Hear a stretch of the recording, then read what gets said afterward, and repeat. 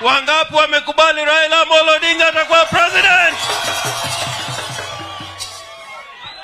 Nasema hivi, Kenya hii kuna unafiki kubwa sana. Kuna unafiki kubwa sana. Kuna huyu jamaa anaitwa Ruto. Wakati ule 2013 alikuwa anasema ati sisi ni analog na yeye ni digital. Yani yeye akasema kwamba katika kila shule tutakuwa na laptop. Sasa laptop wewe ujue, wewe maskini ya Mungu, laptop yako ni wheelbarrow. Hiyo ndio laptop kama ukijua. Na Ruto anasema bottoms up, maana yake ukisoma mpaka sekondari, uende university, upate degree, kazi yako ni wheelbarrow.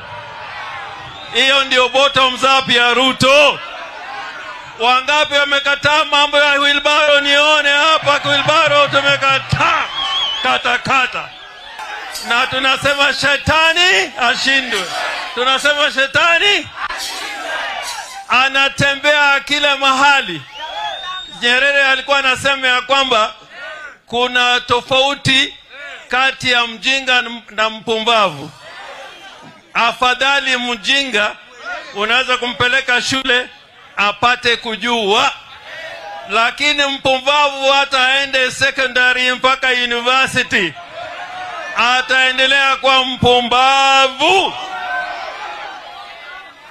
Ingena kama kelono, ingeni jilore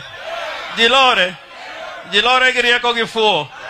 Inyala yudo ngato somo nyaka university moyudo degree.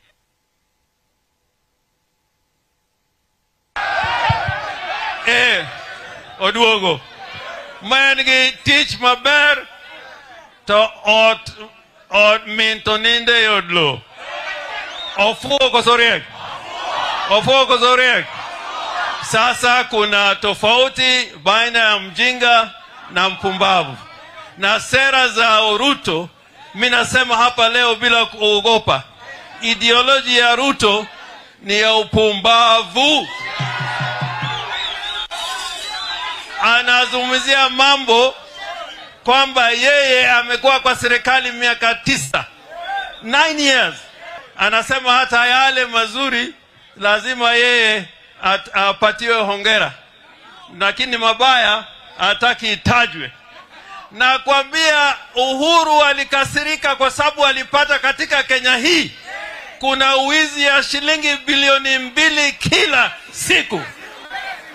Akafanya upelelezi, akapata ya kwamba yule ambao wanachukua hizi hela ni mwizi.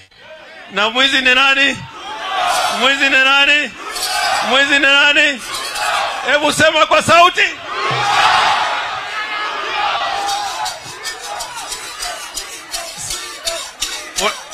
Nimeelewa. Umesema.